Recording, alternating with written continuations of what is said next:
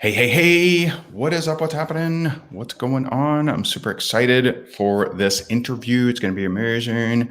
One of my very, very favorite people, someone that so many people can learn from. I know I've learned from her. She's incredible and just love her, love her, love her. So you will get to love her as well if you don't already.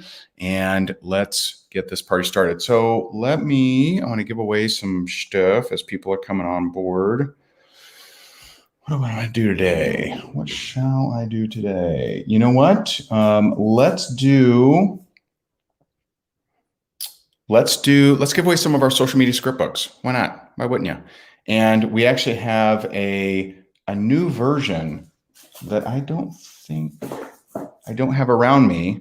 But we will send you the new version if I pick your name. So if you want, feel free to share, click that share button, and then drop me a comment that you shared. And I'm going to pick a few people to win our social media script book, just newly updated. And it will lead you to amazing results. It'll be awesome. And so if you share, drop me a comment that you shared, and I'm going to pick a couple people real quick, and then we'll get this party started. Man, it's been a crazy day. I was on, Jess and I were on with John Assaraf, who is being featured on Netflix, and the crew was there. So we also might be getting featured on Netflix through John, which would be pretty sweet. And it's just been a really productive day, really solid Monday. I like solid Mondays. All right, so let's pick some peeps.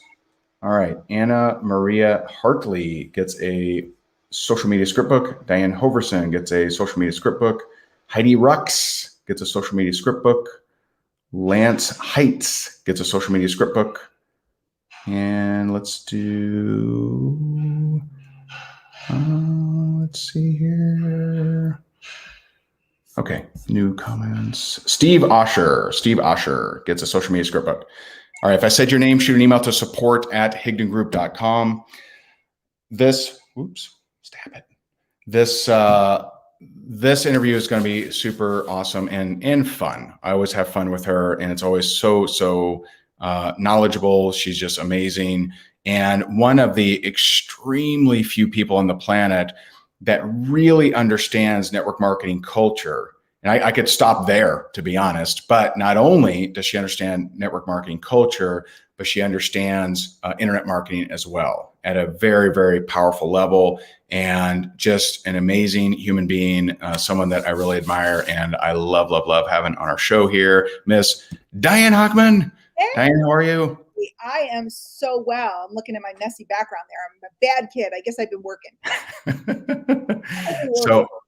So how are you? Wait, are you in a gamer's chair? This is pretty serious. I am. I thought that this was going to be like the chair that I could just sit and write copy all day long. But I got to tell you, I'm switching it up. I think I'm getting a new chair. I think I get a new chair every week. So do you? Take care of your neck and your back. All of you guys for internet, we don't think about it, and it catches up to you. So it's very important. Very, very, for sure. Important. But I am in a game. I've never played a video game in my life. So I don't know. Yeah, I've never had it. Are they comfortable? Are gaming chairs comfortable? So it's supposed to be, and I figured these kids sit for forever. So yeah. And it wasn't a inexpensive chair, but it's okay. It's not amazing, but it's not terrible. Okay, fair enough. So there's a lot of people on here. Diane is amazing. So excited to have her. For the people that don't know you, tell us who Diane Hochman is. Well, I'm a very nice girl now. I started in my home business in 1999, traditional network marketing, before the internet was really anything other than you've got mail. And over the years, I've kind of been in all different facets of business. Of course, we've worked together. Yeah. And today, I primarily focus on helping people with communication out in the marketplace, which is something that people struggle with. Yeah, for sure. So we will talk about how to connect with, your prospects. And Diane's being very humble. She's had a lot of success in internet marketing and affiliate marketing and network marketing and everything. And so just really, really cool. So tell me, what do you, because you have a very deep knowledge of network marketing culture, having learned from Jim Rohn and Larry Thompson and so many other of the greats. What's something about network marketing culture you wish more people knew today? People out in the public, you wish they knew? People inside network marketing, like people trying to make it work, but they're what's one thing they're really missing when it comes to the culture of building a network marketing business? I mean, I think people know this, but I don't think they know this. It's about relationships.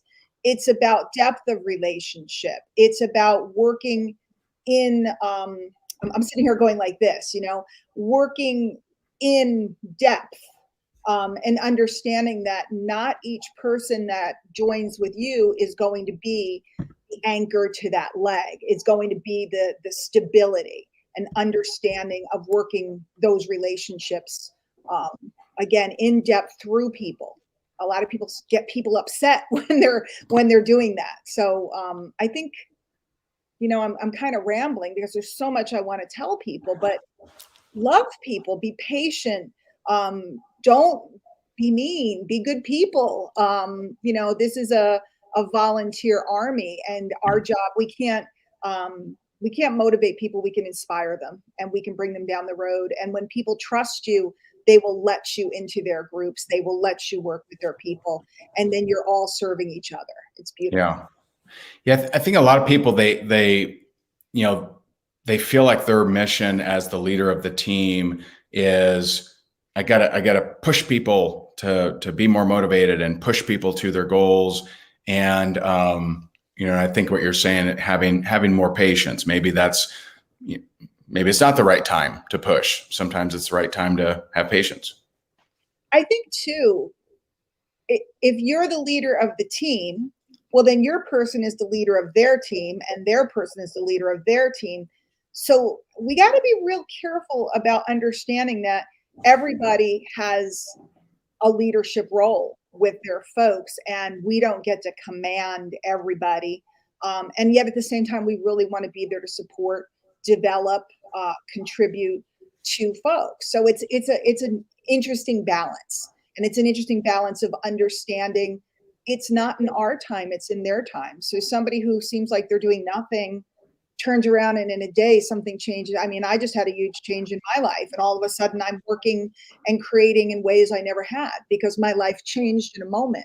And we have to let people come to those places where they decide, I'm going. Right. Awesome. Awesome. So I always loved how you communicate with people on social media, how you communicate with people through email. What are some suggestions on how people can better communicate with prospects and just maybe show up better on social media to get more prospects? Well, I made up a line a long time ago. Not everybody you meet is going to be your prospect, but everybody you meet knows a prospect for you. So when we're meeting people, and particularly on social, we really want to be cognizant in finding out, is this person open? If they're not open right now, might they be open later? Like, are they showing a little interest, but the timing's not right? Or perhaps is this person not someone for what you're doing, but by having a good relationship with them, they can open up the doors to people that you haven't met yet who are the right people. So instead of being aggressive, being just more being open to their openness, and kind of just feeling where they are, as opposed to pummeling. And what about people, like, not just, someone's on social media right now, they're not having people reach out to them. How can they get better at that? How can they get better at getting people to reach out to them? How can they show up in a way to get more people wanting to talk to them? That has a lot to do with how we're posting and the energy behind our posts. People can reach out to you from a business post. I think people reach out to you a lot from results posts, and we have to be careful not to make any types of claims, etc. But results in story form can be very effective. And what I mean is, if we post before and after pictures every single day, people are going to get tired of that. They're not going to be responsive. But if we tell the story of Mary, who, had little kids, and she was exhausted and she was having a hard time keeping up with them. And then she found your products and they really lit her up, and she was able to go out and, run track with them or whatever it may be. People relate to stories. So speaking more and posting more in stories. And by the way, what we have on Instagram and Facebook, there's no mistake that it's called stories. I know everything. Ray, I see you twice a year, maybe for the last 4 million years. I see you twice a year, 3 times a year. I just got to see Jessica. But I know what your kids are up to. Yeah. I know your son's little dance, and I know what Sabrina's doing, and I know that, Graham just had a birthday, and I know what happened at Jessica's birthday party. Because through that, we are telling stories, right? Through stories, we're telling stories, and it draws people closer to us and it builds trust. So then when we turn around and we indicate that we have a webinar or we have a sale on our product, people are much more comfortable and feel safer reaching out to you. So tell stories.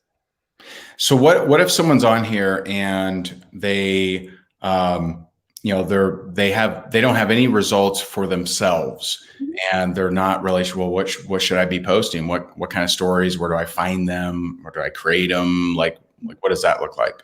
Well, we can use stories from people in our uplines or sidelines. If you're plugged into your company, there's tons of stories to be told.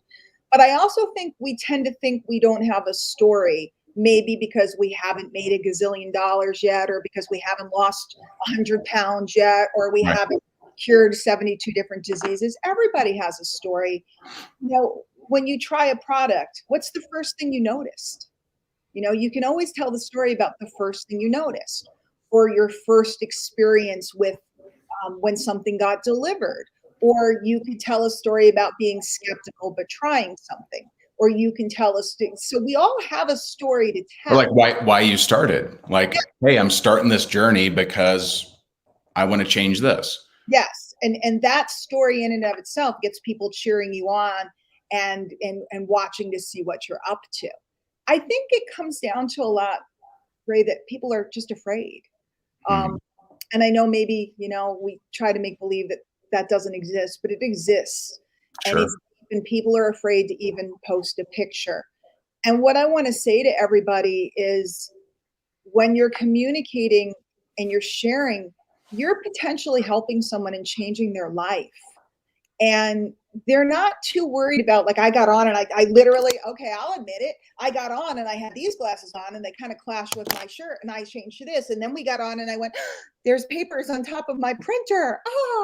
And I was worried. But what if we say something today that tilts somebody's world? Right. What if that one picture that you share of what it was like before, if the picture that you're embarrassed of tilts somebody's world? What if you say something that makes somebody go, they're like me? And so we all have a story, where we're coming from, where we're going. Sometimes we don't share parts of, I've known you for a long time. You didn't share all the parts of your story until really recently, because you weren't ready to, and that's okay, or it wasn't the right place, the right timing. But everybody has something to share. And if it's not your story, there's somebody else. I tell your story all the time.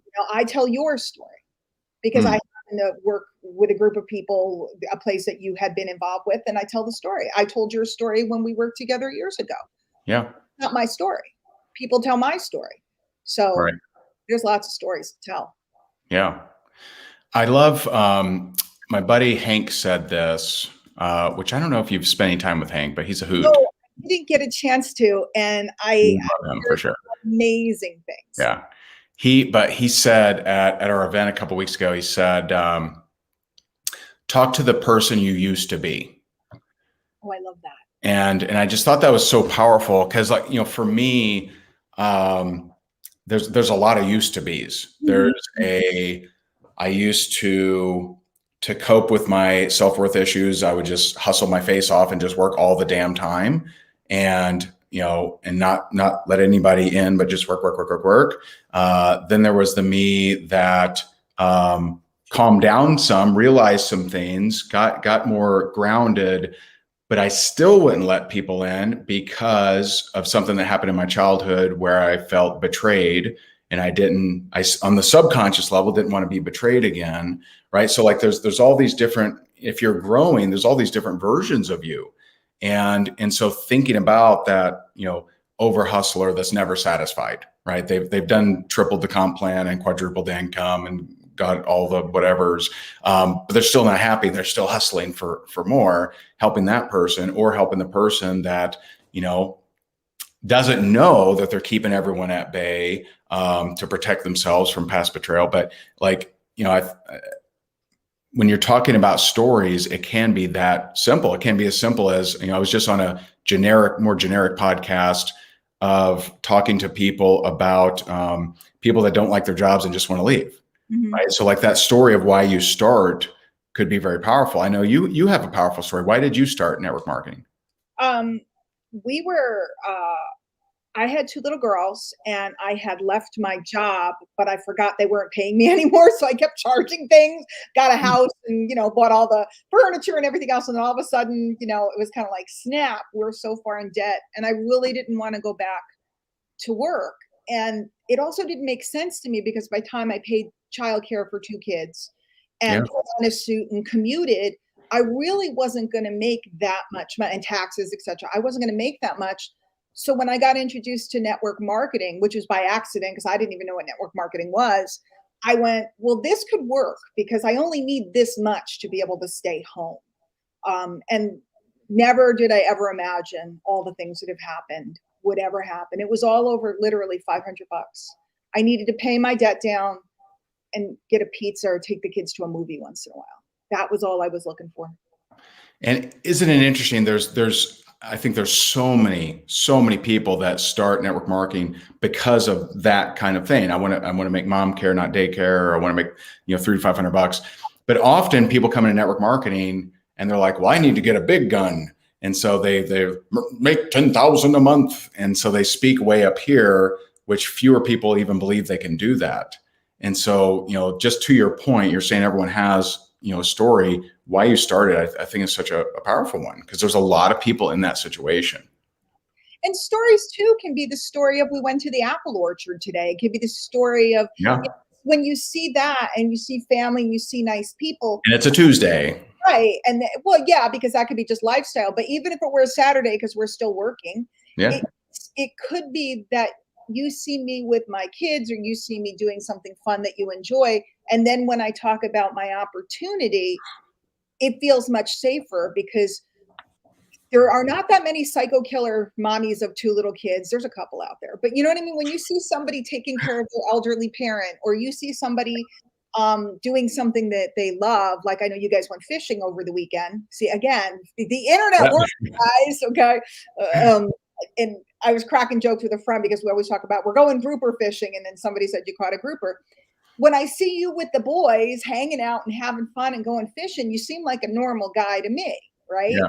It's less intimidating. Right. People get scared in this industry, and the less scary you are, and the more you let them see your doggy, your, all of that stuff, it works. Your daughter pick on you nonstop.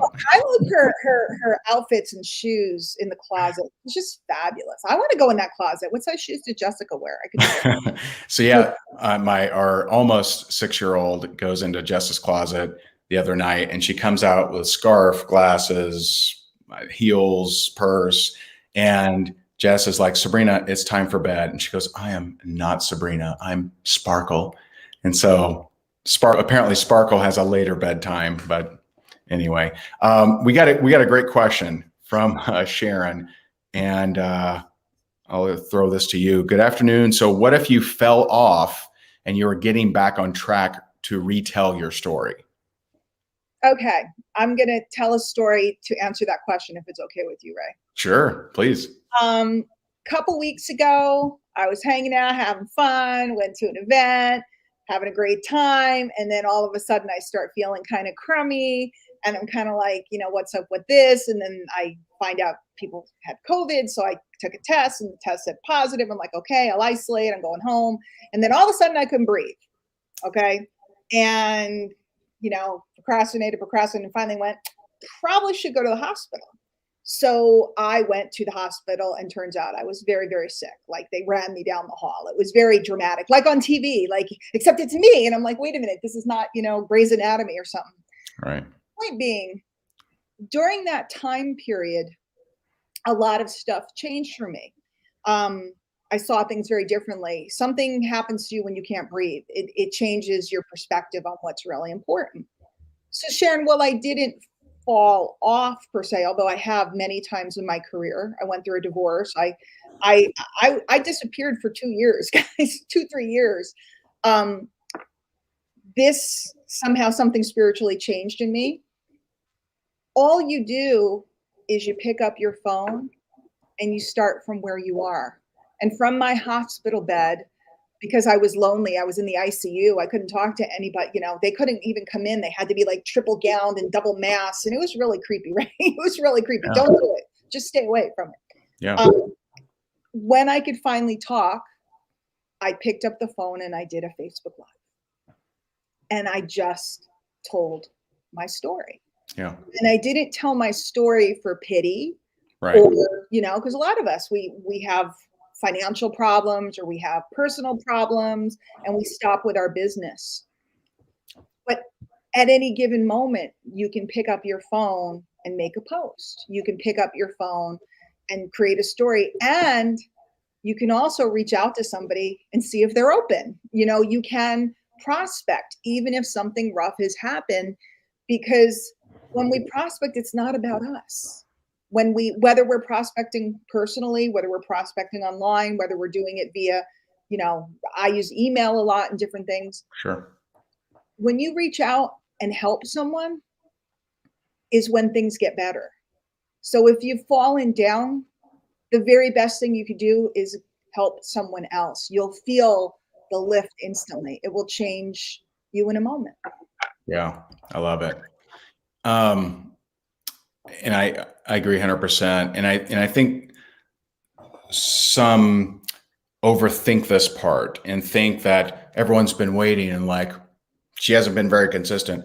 They're busy with their own stuff. Oh yeah. I mean, I know I reached out to you and I'm sure you had a lot of people, but a lot of people were too busy with their own stuff to notice you had fallen off. Yeah. And, there was certainly some people that noticed and reached out to you. And, but I think a lot of times we think everyone is seeing our every move and paying close attention to it. And they're like, oh, they didn't post for 2 days, losers, right? Like it's not like that. Even with people on Ray's scale. I mean, I know there's people Ray daily and you called it daily, I'm sure to keep super accountable, but and people might be, oh, he's missing daily. But now as the organization grows, you have so many different speakers and personalities and different things. So the organization is thriving. And I saw the new stuff you guys are doing. It's just absolutely incredible what's going on in the group. Just amazing. The innovations that you're coming out with now to help people. But if we all fall off, we all do. Yeah. And that's okay. The question is, do you get back up? Oh, look, Miss Fletcher's here. Yay. Yeah. And that's the big deal. I mean, I love David Ogilvy. He said, you're marketing to a marching parade, not a standing army. And so people they're busy, man, chasing kids, doing laundry, tuning the channel. They're doing their thing. Don't overthink that. So, just get started from where you are. So I love that. Such a great. One other thing, Ray. Yeah. Maybe there is some jerk. Jim Rohn always said there's one guy and he likes to heckle people or give them a hard time, but there's only one of them and he just moves around a lot. Okay. Yeah. So if somebody says to you, well, where have you been? Or somebody says to you, well, looks like you gained a few pounds. Or somebody says to you, oh, well, if you took better care of yourself, you wouldn't have gotten the COVID. I got that. I did get that. I'm sure. You know what? That's okay. They're just moving around.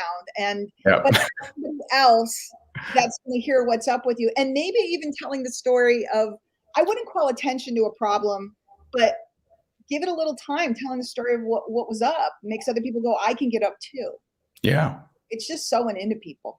For sure. I mean, we saw at our event, there were at least 2 that I saw were watching from hospital beds and like, just you do what you can. You don't beat yourself up for what you didn't do, because you can't do it. It doesn't help. It doesn't help anything. And so very cool. Very cool. Very. What, and Paula says, love your glasses. There you go. You picked the right ones. Very nice. Very nice.